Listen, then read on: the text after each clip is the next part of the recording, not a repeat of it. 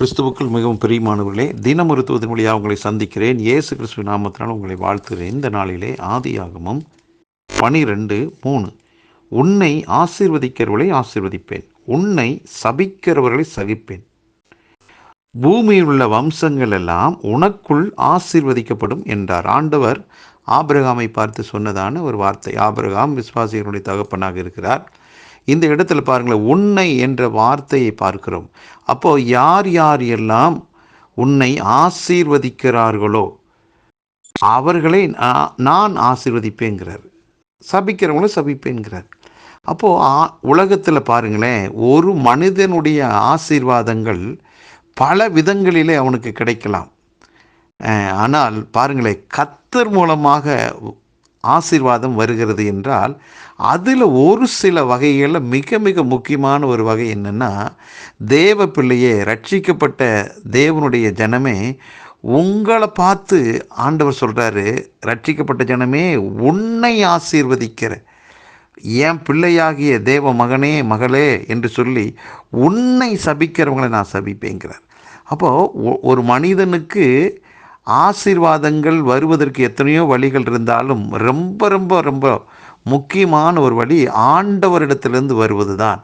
வானத்தையும் பூமியும் படைத்த சர்வ வல்லமையான தெய்வத்துக்கிட்டிருந்து வரக்கூடிய ஆசீர்வாதம் அது நிலையானதாக இருக்கும், அதில் வேதனை இல்லாததாக இருக்கும், அது ஆசீர்வாதமாக மகிழ்ச்சியாக இருக்கும். அப்போது அப்படிப்பட்ட கர்த்தரிடத்திலிருந்து ஒரு மனிதனுக்கு ஆசீர்வாதம் வரக்கூடிய ஒரு வாய்க்கால் யார் தெரியுமா?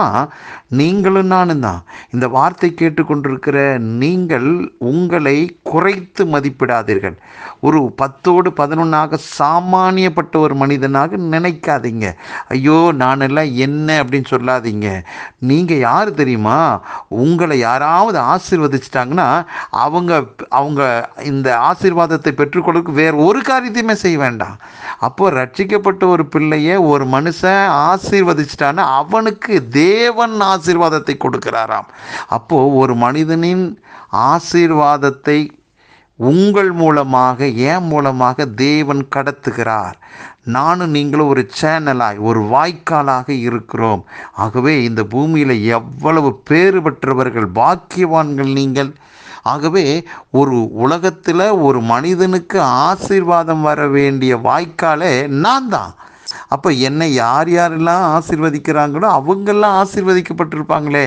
அப்படின்னா தேவனுடைய பார்வையில் நீங்கள் யார்? எவ்வளவு பிரியமானவர்களாக இருக்கிறீங்க பாருங்களேன். கர்த்தர் அவ்வளவு உங்கள் மேலே, என் மேலே அன்பு வச்சிருக்கார். அதனால தான் ஆசீர்வாதத்தை மட்டும் சொல்லாமல், ஒரு வேளை யாராவது உன்னை சபிச்சிட்டாங்கன்னா நான் அவனை சபிப்பேங்கிறார். அப்படின்னா உங்கள் மேலே எவ்வளவு தேவன் அன்பு வைத்திருக்கிறார் என்று பாருங்களேன். அதோடு மட்டுமல்ல, பூமியில் உள்ள வம்சங்கள்லாம் உனக்குள்ளே தான் ஆசீர்வதிக்கப்படுங்கிறார். அப்போது ஆசீர்வாதம் வாய்க்காலே நீங்கள் தான். அப்போ உங்கள் மூலமாக தான் ஆசீர்வாதங்கள் கடத்தப்படுகிறது. ஆகவே நீங்கள் இந்த உலகத்தில் சாதாரணப்பட்டவர்கள் அல்லவே. அருமையானவர்களே, இந்த வார்த்தை மீண்டும் மீண்டுமாக படியுங்கள், தியானியுங்கள். கர்த்தர் இன்னும் உங்களோடு பல வெளிப்பாடுகளோடு பேசுவார். ஆகவே இன்னைக்கு ஆண்டவர் நம்மோடு பேசுகிறது உன்னை உன்னை என்று. அப்போது உன்னை ஆசீர்வதிக்கிறவங்களை ஆசீர்வதிப்பார். அப்போது நாம் ஆசீர்வாதங்களுக்கு, ஆயிரங்களுக்கும் லட்சங்களுக்கும் நாம் ஆசீர்வாதங்களை எல்லாம் கடத்தக்கூடிய ஒரு நல்ல பாத்திரமாக இருக்கிறோம். இதை நினைத்து கர்த்தருக்கு இரவும் பகலும் நாம் நன்றி சொல்லலாம். அதை தவிர வேறு என்னத்தை நாம் ஆண்டவர்கிட்ட கொண்டு போய் காண்பிக்க முடியும்? நன்றி ஆண்டவரேன்னு சொல்லலாம், மனதார சொல்லலாம். ஆகவே இந்த நாள் ஒரு ஆசீர்வாதமான நாளாக அமையட்டுமே. பரலோக பிதாவே, எங்களை எவ்வளோ உயரமான ஒரு இடத்துல வச்சிருக்கிறீங்கப்பா. எல்லாமே உங்கள் மேன்மையான அந்த அன்பு தானே. அவ்வளவு கிருபையாக எங்கள் மேலே வச்சிருக்கிற அன்பை நினச்சி நாங்கள் நன்றி சொல்கிறோம்ப்பா. எங்களை எந்த மனுஷன் இந்த உலகத்தில் ஆசீர்வதித்தாலும் அவனை நீங்கள் நேரடியாக ஆசீர்வதிக்கிற நல்ல ஆண்டவராக இருக்கிறீர். இந்த உலகத்தின் மக்களுக்கு ஆசீர்வாதத்தை கடத்துகிற ஒரு கருவியாக, ஒரு பாத்திரமாக எங்களை முன்குறித்ததுக்காக நன்றி.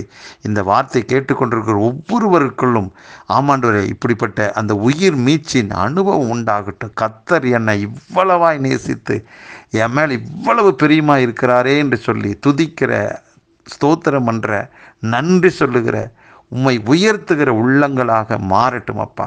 ஒவ்வொருவருக்குள்ளும் அப்படிப்பட்ட ஒரு கிளர்ச்சி உண்டாகட்டும் ஆண்டவரே. மனதார் ஒவ்வொருவரை வாழ்த்தி நான் ஆசீர்வதிக்கிறேன். இந்த நாள் எங்களுக்கு ஆசீர்வாதமான நாளாக இருப்பதற்காக நன்றி. இயேசு கிறிஸ்துவின் நாமத்தை ஜெபிக்கிறேன் நல்ல பிதாவே, ஆமென்.